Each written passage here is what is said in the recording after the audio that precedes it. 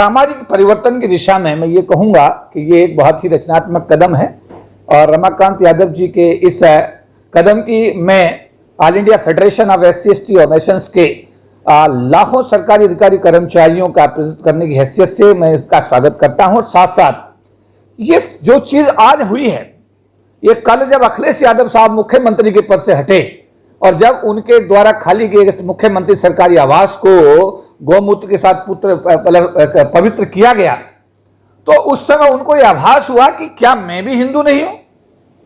क्योंकि हमारे यादव समाज के लोग अपने आप को कभी यदुवंशी बोलते हैं, कुछ लोग हमारे लोग सूर्यवंशी बोलते हैं। यानी बंटवारा इस तरीके से किया गया है कि इन लोगों का मिलान ना हो जाए, बिखरे रहें, अलग अलग रहें। और जो व्यवस्था है जिस तरीके से एक आप ये समझिएगा कि जो जातिगत व्यवस्था जिस तरीके से तैयार की गई है वो हमेशा बनी रहनी चाहिए और उस पर बड़ा बहुत ही बारीकी से काम किया गया। मुझे बहुत खुशी है कि यदुवंशी यानी यादव समाज के लोग अगर आज अपने आप को गौरव करते हैं शूद्र कहने में, तो SC/ST OBC माइनॉरिटीज के जो लोग हैं, जो कि 85% से मेरा ख्याल ये है कि ज्यादा संख्या बनती है, तो ये फिर मैं मान्यवर काशीराम जी का एक फॉर्मूला समाज के सामने रखना चाहता हूं कि वो काशीराम साहब ये समझाते थे कि ये 15% लोग हैं और ये 85% है। असली काम ये 85% लिखने का करता है, ये सिर्फ इसके ऊपर रहता है। जिस दिन ये 85% इकट्ठे हो जाएंगे, इस 15% का रोल खत्म हो जाएगा। तो समय आ गया है। मुझे लगता है कि रमाकांत यादव साहब के इस बयान का जो उनका निर्णय है उसका स्वागत मैं करता हूं और साथ साथ ये भी कहता हूं कि SC/ST OBC माइनॉरिटीज और गरीब जो भी इस देश का है, अब उसको इकट्ठा होने का समय आ गया है। अगर सभी लोग जो डिप्राइव्ड लोग हैं इस देश के सब इकट्ठे हो जाएंगे तो आने वाले समय में आप लोगों के घरों में, आप लोगों के जीवन में एक नया सवेरा निश्चित रूप से आएगा, ऐसा मेरा विश्वास है।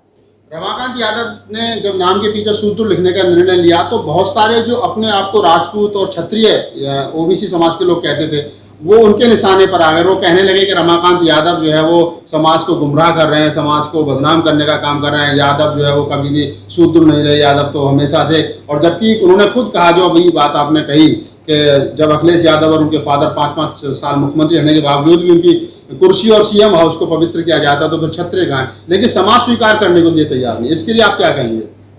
जितना जल्दी ये देश जय भीम के नारे में डूबेगा, जितना जल्दी इस देश के लोग भारत के संविधान को अपने जीवन में उतारेंगे, बाबा साहब को अपना आदर्श मानेंगे। मैं कहना चाहता हूं, बाबा साहब अंबेडकर भारतवर्ष तक सीमित नहीं है।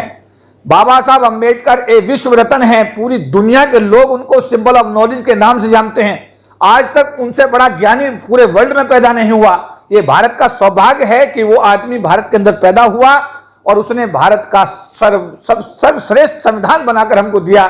एक एक नागरिक की जिम्मेदारी है, चाहे वो किसी भी जाति से है, किसी भी धर्म से है, कि आप लोग भारत के संविधान को मानिए।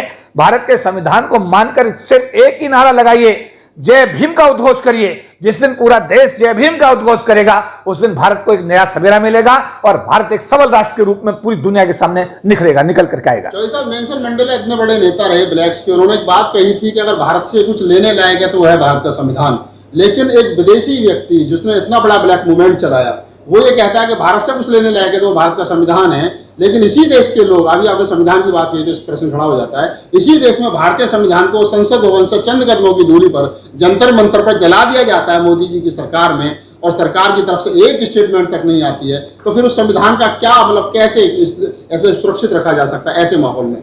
देखिए, जो अभी आपने कहा, मैं यहाँ पर एक सरकारी बैठक का हवाला दूंगा। स्थान था श्री हमारे अर्जुन राम मेघवाल, जो संसदीय कार्य मंत्री हैं भारत सरकार के, उनका निवास। और रामलाल जी सरकार की तरफ से रिप्रेजेंट कर रहे थे, संगठन मंत्री हुआ करते थे उस समय। और ये घटना है 7 अगस्त 2018 की। हम सब लोगों को, महासंघ के लोगों को बुलाया गया था और मैंने उनके सामने बात कही थी कि जब SC/ST OBC माइनॉरिटीज गरीब लोगों के साथ अत्याचार होता, प्रधानमंत्री उस पर कोई प्रतिक्रिया ही नहीं देते। तो उनका कहना था कि देते हैं लेकिन देर से देते हैं। मैंने देर से देने का मतलब नहीं है, अगर कोई भारत के अंदर कोई ऐसी ज्यादती हो रही है तो एटलीस्ट प्रधानमंत्री होने के नाते हमको संवेदना तो व्यक्त करनी चाहिए। तो ये सवाल हमने उस दिन भी उठाया था जो आप बात कह रहे हैं। आपकी बात देखिए, अगर कोई भी संविधान अगर जलाता है तो उस दिन रातों रात हमने उसको टेकअप किया। हमारे साथियों ने FIR भी पार्लियामेंट स्ट्रीट के थाने में किया। मैं खुद उस डेलीगेशन का हिस्सा रहा। DCP मिस्टर मधुर, क्या ऐसा ही नाम था, PS मधुर नाम था शायद उनका, हमने उसे कहा कि भाई ये, और रात को उनको कानपुर से पकड़ करके भी लाए, उन पर मुकदमा भी चल रहा है। लेकिन जो आप बात कह रहे हैं कि जो एक्शन की गति है, वो गति कहीं ना कहीं प्रधानमंत्री जी एक तरफ तो कहते हैं कि मेरे दलित भाइयों को मत मारो, चाहे मुझे मार दो, और अभी भी आजादी के 70 वर्ष के बावजूद में कल ही की घटना है, आगरा से 30 किलोमीटर पूरब में एक गांव पड़ता है, वहां सवर्णों ने नट, एक जाति होती है जो दलित समाज का पार्ट होती है, उस महिला को सवर्णों ने अपने शमशान में नहीं जलने दिया और उस डेड बॉडी को वहां से उठा करके लाना पड़ा। तो मतलब आजादी के 70 वर्ष के बावजूद भी आज दलित और नट जाति होती है, उसकी एक 24 साल की मृत बॉडी को नहीं जलाने दिया जा रहा, और सरकार बीजेपी के केंद्र में भी और उत्तर प्रदेश में। मेरी ये सरकार से मांग है कि ये SC/ST एट्रोसिटी एक्ट 1989/2015 का खुला उल्लंघन है। जो भी लोग इसके लिए दोषी है उनके खिलाफ एट्रोसिटी एक्ट के अंदर FIR दर्ज करके उनको जेल भेजने का काम सरकार को करना चाहिए, और अगर सरकार ऐसा करती है तो अपने संवैधानिक दायित्व का निर्वाह करेगी। अन्यथा इस घटना से पूरे देश का SC/ST, गरीब, OBC जो भी लोग हैं वो बहुत आहत हैं, और मुझे लगता है कि अगर आप हमारी भावनाओं को समझने की कोशिश करेंगे तो निश्चित रूप से दोषी लोग खिलाफ कार्रवाई करके न्याय करने का काम करेंगे। उत्तर प्रदेश में योगी जी की सरकार और एक समाज, जिस समाज से योगी जी खुद आते हैं, जिसको क्षत्रिय कहते हैं, ठाकुर समाज कहते हैं, आज उस समाज के जो हौसले हैं वो इस कदर बढ़े हुए हैं कि वो मतलब कुछ भी कर देते हैं, कहीं किसी को गोली मार देते हैं, कहीं किसी के साथ में कोई हत्या, मतलब जितने भी अभी तक पिछले जब से योगी जी की सरकार बनी है, अगर हम एक आंकड़ा देख लें तो लगभग 83% जिन लोगों पर आरोप लगे वो ठाकुर समाज के। तो ये जाति का जो असर है, एक राजा की जाति, जिस जाति का राजा होता है उस जाति के लोग इस कदर मतलब लोगों को लोग ना समझ करके और गैर संवैधानिक काम करते हैं। मतलब ऐसा होता क्यों है? सब ये बहुत ही दुर्भाग्यपूर्ण है।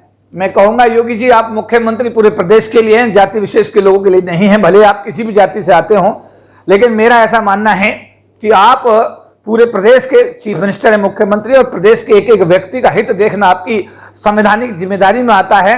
और आपको मैं एक बात और कहना चाहता हूं कि आज अगर ऐसा हो रहा है जैसा कि बताया गया है कि जाति विशेष के लोगों का हौसला इतना बढ़ गया है कि वो दूसरे जाति के लोगों के साथ अत्याचार अन्याय कर रहे हैं, तो जोगी साहब ये कल्पना करिए कि अगर दूसरी जाति के लोग मुख्यमंत्री बनेंगे तो फिर आपकी जाति के लोगों के साथ अगर ऐसा सलूक कल होगा तो मुझे लगता है आपको अच्छा नहीं लगेगा।